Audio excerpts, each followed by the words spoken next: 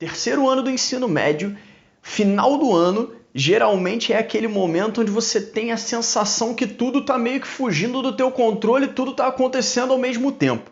Fala galera, tranquilo? Para quem não me conhece, meu nome é Felipe Cox, sou professor de História. E como você provavelmente sabe, uma das coisas que os vestibulares mais gostam de falar é sobre os aniversários que estão acontecendo no ano da prova. Hoje, a Alemanha é a quarta maior economia do mundo, maior economia da União Europeia. Só que 30 anos atrás, a Alemanha nem um país unificado era. Essa semana se comemorou o aniversário de exatos 30 anos da reunificação alemã. Um evento simbólico, um evento importantíssimo, um evento que marca o início dessa história de uma Alemanha que você conhece no século XXI, um evento que com certeza pode ser abordado nos vestibulares desse ano. Eu queria pensar contigo hoje em 5 hipóteses de como as provas podem cobrar a reunificação alemã. Vamos lá? Cara, uma primeira hipótese de cobrança é sobre o contexto em que se deu essa reunificação alemã. Qual foi o cenário que possibilitou que 45 anos depois da sua divisão, depois da Segunda Guerra Mundial, essa Alemanha tenha se reunificado? Tu já percebeu que tem alguns momentos na vida que parece que tudo está acontecendo ao mesmo tempo? Vou te dar um exemplo. Terceiro ano do ensino médio, final do ano, geralmente é aquele momento onde você tem a sensação que tudo está meio que fugindo do teu controle, tudo está acontecendo ao mesmo tempo. Tá chegando a prova do vestibular, tá chegando a tua formatura, tá chegando o momento onde você vai fugir da tua zona de conforto e não vai ter mais o convívio daqueles teus amigos que você sempre teve ao longo da escola. Tá chegando o momento onde você vai ser jogado na universidade, sabe-se lá o que te espera por lá. Tá chegando o momento que parece que você vai virar adulto. Cara, o terceiro ano do ensino médio é um momento que parece que tudo tá acontecendo ao mesmo tempo. 1989 foi o ano onde parecia que tudo estava acontecendo ao mesmo tempo, pelo menos para os soviéticos. Naquele ano, várias revoluções contrárias a esse modelo soviético que tinha se implementado até então no leste europeu começaram a surgir. Tivemos revoluções na Polônia, tivemos revoluções na Tchecoslováquia, tivemos revoluções na Romênia e especialmente um evento que aconteceu em 1989 é fundamental para esse nosso papo de hoje. Em 1989 caiu o tal do Muro de Berlim. E esse cenário todo permite a gente pensar em 3 coisas interessantes sobre esse contexto da reunificação alemã. Coisas que vale a pena você ter aí como cartas na tua manga sobre esse tema. Primeira coisa, qual é o cenário da reunificação alemã? É um cenário de crise da União Soviética. Segunda coisa, além de uma crise política e econômica da União Soviética, é um cenário também de desintegração do bloco comunista. E terceira coisa, nesse colapso do socialismo é um momento também de crescimento do nacionalismo. Nacionalismo que vai se ver, por exemplo, numa reunificação alemã, nacionalismo que vai se ver, por exemplo, numa divisão da Iugoslávia, que vai se transformar em uma série de pequenos países. Então, assim, se aparecer essa primeira hipótese de cobrança sobre a reunificação alemã, eu acho que você tem uma boa ideia de qual foi o contexto que isso tudo se deu. Agora, toda vez que a gente fala em reunificação alemã, uma coisa que fica muito marcada na cabeça das pessoas é exatamente a cena da queda do Muro de Berlim. A queda do muro é sempre uma marca fundamental, a queda do muro é sempre uma parada que vem na cabeça de todo mundo. Mas a reunificação em si, ela só veio em 1990. O muro caiu em 1989. Então por que se fala muito mais sobre a queda do muro de fato do que sobre a data da reunificação? Porque existem alguns momentos, cara, que são marcantes, que são simbólicos, e você vai lembrar desses momentos para o resto da vida. Vou te dar um exemplo. Ano que vem, você em algum momento vai à universidade para fazer a sua matrícula, pelo menos é isso que a gente deseja, né? Em algum momento do ano que vem você vai à universidade para fazer a sua matrícula. E esse é um momento, por exemplo, que foi simbólico na minha vida. O dia que eu fui na minha amada Unirio fazer a minha matrícula, inclusive junto com a minha mãe que me acompanhou por lá, cara, esse é um momento que não sai da minha mente. Eu na fila ali esperando para entrar na salinha e assinei meu nome e tal. Cara, é um momento que marca a minha cabeça e eu tenho certeza que é um momento que vai marcar a tua cabeça no que vem. Existem alguns momentos que são muito simbólicos, existem alguns momentos que são muito marcantes e a gente lembra deles com muita força. A queda do Muro de Berlim, é um desses momentos. O Muro de Berlim, ele sempre é visto como tendo um papel simbólico dentro da Guerra Fria. As provas, inclusive, já cobraram, se a gente for olhar os vestibulares pelo Brasil, várias questões sobre esse simbolismo no Muro de Berlim. O simbolismo dele dentro da Guerra Fria, expressando a bipolaridade, inclusive o simbolismo da própria queda dele, marcando um contexto de fim da Guerra Fria. Então acaba que na cabeça da galera, a queda do muro é muito mais lembrada do que a própria reunificação. Até porque a queda do muro ela foi fundamental para acelerar esse processo da reunificação. 6 semanas depois da queda do muro, o Helmut Kohl, que era o chanceler do lado ocidental, ou seja, o lado capitalista da Alemanha, ele foi fazer uma visita no lado oriental, ou seja, o lado socialista da Alemanha. E quando ele chegou por lá, ele viu várias pessoas com cartazes, tipo falando Alemanha unida e tal. Ou seja, várias manifestações em prol de uma reunificação alemã. E aquilo foi tão impactante para ele que o maluco escreveu no diário dele: chegou a hora. É a hora da reunificação. E a partir dali as coisas começaram a cada vez mais caminhar. Inclusive um evento muito simbólico desse processo de um caminho para a reunificação foi um evento que rolou em julho de 1990. Em 1990 rolou um show do Roger Waters fazendo um show do The Wall. E tu quer mais simbolismo que isso? Um show da turnê The Wall em plena Berlim depois da queda do muro. Depois de quase 2 horas de show, inclusive naquele dia, o show caminhava para o seu fim com a fala "Tear down the wall", quer dizer, derrubem o muro. E aí, meu camarada, a multidão foi a loucura com essa frase, a galera ensandecida na Alemanha. Aquele show representava que a história da reunificação estava chegando. E isso tudo, como eu disse, se acelerou muito depois da queda do muro. E aí você me pergunta, tá, cara, mas se a queda do muro foi tão importante assim, se a queda do muro foi tão simbólica assim, por que a comemoração do Dia da Unidade Alemã, que foi essa semana passada, se dá num 3 de outubro e não se dá em um 9 de novembro, que foi a queda do muro? Não devia ser no 9 de novembro, a data que o muro caiu, que tinha que ser o dia da unidade alemã? Cara, uma coincidência não tão agradável assim pra galera da Alemanha faz com que a data da queda do muro não seja utilizada por eles como data de comemoração. O 9 de novembro, lá em 1938, foi a chamada Noite dos Cristais, em plena Alemanha nazista, onde rolaram vários ataques a sinagogas, vários ataques a judeus, expressando a partir dali um crescimento da violência do nazismo contra os judeus. Então, 9 de novembro não é exatamente um dia a se comemorar dentro da Alemanha. Com isso, apesar de todo o simbolismo da queda do Muro de Berlim, a data da reunificação alemã acabou se tornando a data do feriado do Dia da Unidade Alemã. 3 de outubro de 1990, exatamente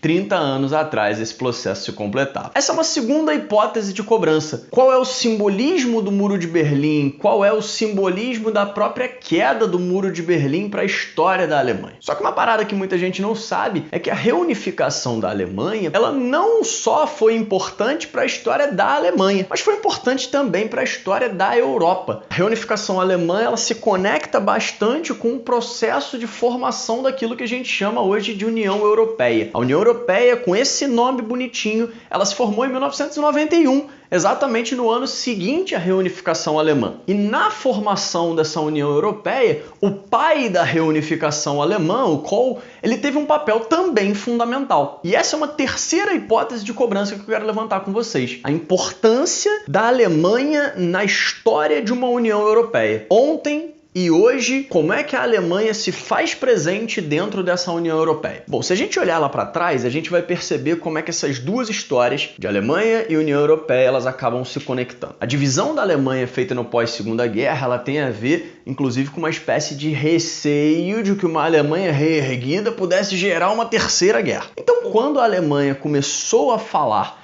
em reunificação, quando depois da queda do Muro de Berlim, o Kohl fez um programa de 10 pontos para chegar numa reunificação alemã, o olhar daqueles que dividiam a Alemanha foi um olhar meio que diferente. A Inglaterra, por exemplo, não gostou muito dessa história de reunificação, a França ficou meio em cima do muro, os Estados Unidos acharam maneiro. Então, o Kohl ele teve que fazer uma espécie de programa, uma espécie de plano para tentar driblar essa galera e conseguir que essa galera aceite a reunificação alemã. Então, por exemplo, com a União Soviética que estava em crise, o Kohl tentou fazer um acordo tipo, não, a gente vai financiar, a gente vai bancar a retirada das tropas de vocês daqui de dentro, vocês não vão gastar R$1 com isso. Com a galera ocidental, com a França, com os Estados Unidos, com a Alemanha, a proposta foi uma proposta de uma Alemanha reunificada e tudo mais, mas que se integrasse mais dentro de um bloco europeu. E isso gerou uma sensação tipo, beleza, a Alemanha não vai ser a Alemanha sozinha, vai ser a Alemanha tipo dentro de um bloco, é mais fácil da gente controlar e tudo mais. Fora as outras promessas que ele fez, tipo não desenvolver armas nucleares, não desenvolver armas químicas, enfim. Em todo esse cenário, esse camarada que foi o pai da reunificação alemã acabou também sendo fundamental para esse próprio processo de maior integração europeia. Essa era uma ideia que ele já defendia há algum tempo. Desde 1984, ele cada vez mais se mostrava pró-unidade dentro da Europa. Inclusive, em 1984, ele faz um gesto muito simbólico junto com o presidente da França. Eles vão juntos, de mãos dadas, fazer uma visita ao túmulo dos soldados mortos na Segunda Guerra Mundial. E, cara, isso era simbólico pra caraca, porque a França e a Alemanha eram aquelas duas pessoas da tua sala que nunca se deram na vida, sabe? Aqueles dois que sempre ficam brigando, aqueles dois que sempre ficam se desentendendo. Se a gente olhar pra história de França e Alemanha e for fazer um histórico rápido, cara, unificação alemã, final do século XIX, começa a treta toda da tal da Alsácia-Lorena. A partir dali, o negócio é muito quente entre eles. É revanchismo francês que vai se ver de forma muito clara no final da Primeira Guerra Mundial. Depois é revanchismo alemão que vai se ver de forma muito clara na invasão nazista à França. França e Alemanha ficavam ali meio que gato e rato, o tempo todo saindo no pau. E aí, em 1984, estão ali os líderes de uma Alemanha, naquela época ocidental, e de uma França de mãos dadas de frente para o túmulo dos soldados mortos na Segunda Guerra. Cara, era simbólico demais para passar essa mensagem de uma unidade europeia, de uma aliança, de uma superação daqueles problemas anteriores. Então o Kohl, pai dessa reunificação alemã, ele acabou também sendo fundamental nesse processo de maior integração europeia, com a União Europeia saindo do papel efetivamente em 1991, logo depois da reunificação alemã. E qual é o comparativo que a gente pode traçar disso tudo com os nossos dias de hoje? Não sei se vocês estão acompanhando, mas Alemanha e França têm sido duas lideranças conjuntas dentro da União Europeia em prol de um pacote de medidas que possam auxiliar os países mais afetados pela pandemia dentro do bloco europeu. Então, a Angela Merkel e o Macron, os atuais líderes da Alemanha e da França, deram várias declarações conjuntas falando sobre a criação de um programa de auxílio dentro da União Europeia, etc. e tal. Então lá atrás, essa aproximação França e Alemanha ela foi importante para a União Europeia sair do papel. E hoje, naquilo que se desenha como talvez a maior crise econômica que a gente venha vivenciar no século XXI, França e Alemanha estão de novo de mãos dadas, pró-União Europeia, pró-auxílio dentro desse bloco. Então, lá atrás e hoje é interessante a gente perceber como é que a Alemanha tem um papel fundamental dentro dessa história de uma integração da Europa. Uma quarta hipótese que eu queria levantar contigo hoje aqui é do porquê se preservar até hoje alguns trechos do Muro de Berlim. O Muro de Berlim, ele hoje em dia tem trechos preservados, ele é um ponto, claro, turístico, mas ele é um ponto também importante dentro de uma memória alemã. Então, uma parada interessante que os vestibulares podem cobrar é sobre essa questão da importância do muro dentro da memória alemã. E qual seria essa importância? Bom, a importância com certeza é a de lembrar de um momento onde um autoritarismo se fez presente, gerando divisão, gerando esse distanciamento de um leste-oeste, esse distanciamento de uma Alemanha não unida, mas dividida em dois lados. Esse campo do simbolismo é, inclusive, muito interessante quando a gente olha para o Portão de Brandemburgo. É um ponto turístico na Alemanha, todo mundo que viaja para Berlim quer tirar fotinha lá, botar no Instagram, etc e tal, mas é um lugar extremamente simbólico para a população alemã quando conectado com essa história da reunificação. E por quê? Quando foi feita a divisão da Alemanha, o portão ele ficou dentro de uma área inacessível. Você não conseguia acessar nem pela Alemanha Oriental, nem pela Alemanha Ocidental. Não dava para você chegar na área onde estava o portão de Brandemburgo. Então, hoje em dia, ele de um símbolo da divisão alemã, ele virou um símbolo da unidade. Então, quando a gente pensa no portão, quando a gente pensa no Muro de Berlim, quando a gente pensa no simbolismo que esses espaços têm para a Alemanha hoje e por que eles lembram tanto disso, bom, isso tem a ver com uma espécie de valorização dessa unidade depois de tantos anos separados. E uma quinta hipótese interessante para a gente fechar essa nossa conversa de hoje é uma hipótese que pense quais são as heranças dessa Alemanha dividida que nós podemos perceber na Alemanha reunificada hoje. Afinal de contas, na tua vida, às vezes você passa por alguma coisa, mas essa parada deixa marcas em você. Talvez esse próprio ano de vestibular que você está vivendo. Talvez ano que vem você esteja na universidade, mas esse ano ele deixe marcas em você. Você carregue para sempre lembranças desse ano. Talvez você carregue para sempre coisas que você vivenciou esse ano e que vão ser fundamentais para a tua própria construção como pessoa no futuro. Então, às vezes, mesmo que algo tenha acabado, as marcas desse algo continuam na gente. O meu ano de vestibular acabou, já tem 11 anos. Mas ainda hoje eu carrego algumas marcas dele dentro de mim. O meu primeiro ano como professor já se foi há 8 anos atrás e eu ainda carrego algumas marcas desse ano dentro de mim. A Alemanha se reunificou 30 anos atrás, mas ela ainda carrega algumas marcas desse período de divisão na sua história. E quais são algumas dessas marcas que a gente pode perceber até os dias de hoje? Uma das coisas que a gente pode perceber é a diferença no chamado PIB per capita. Até hoje, o PIB per capita ele não é igual quando a gente olha para leste e oeste da Alemanha. Até hoje, se você olhar para a Alemanha, você vai perceber que o leste alemão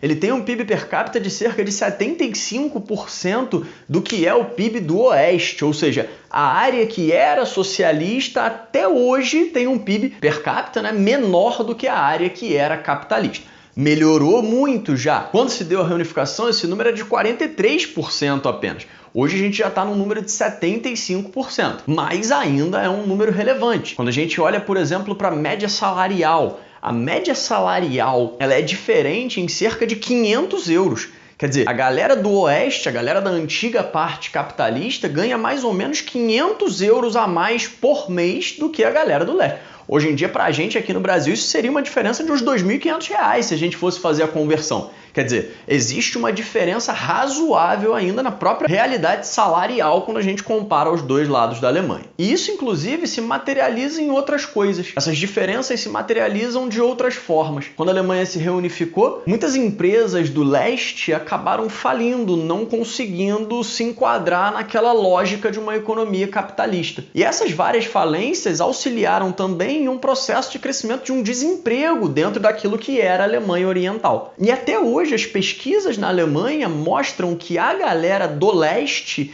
tem mais medo do desemprego do que a galera do oeste. E isso se materializa ainda em outras questões. Por exemplo, em 2015, quando a Merkel resolveu adotar uma política meio que portas abertas para a chegada de imigrantes na Alemanha, a galera do leste tendeu a se manifestar muito mais com medo dos impactos da chegada dessa galera do que uma galera do oeste. Então, percebam como é que essas diferenças elas vão se materializando em outras coisas também. As diferenças geram, por exemplo, um maior medo do desemprego no leste, que geram, por exemplo, uma maior reação problemática ao medo da chegada de imigrantes. Enfim, a Alemanha é ainda hoje um país em processo de reunificação. Ainda que o governo alemão gaste uma grana anualmente para tentar suprimir essas diferenças, para tentar acabar com essas diferenças, ainda hoje elas existem, ainda hoje elas são um ponto que mostra que existe uma herança daquele período de uma Alemanha separada, mesmo 30 anos depois da reunificação. Independente disso, a Alemanha, nos últimos 30 anos, não só se reunificou, mas ela também se transformou em uma das principais potências do mundo. E nesse ano, que a reunificação faz aniversário, eu acho que a gente conseguiu pensar em 5 hipóteses de como o vestibular pode cobrar essa reunificação.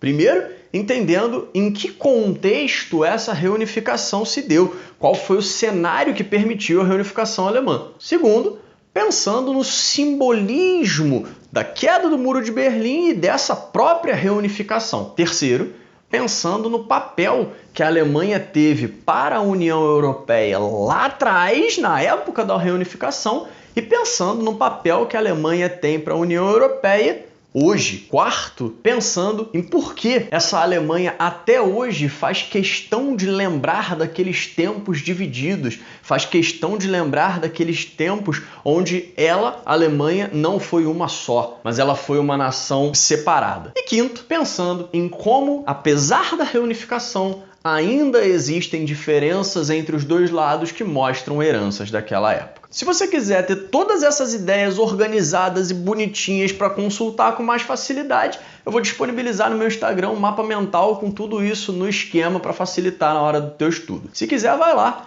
pega essa parada e eu espero que essa conversa tenha sido muito útil para esse teu ano, que é um ano que com certeza também vai ficar marcado, mas não na história da Alemanha, na tua história. Um beijo, tchau, tchau!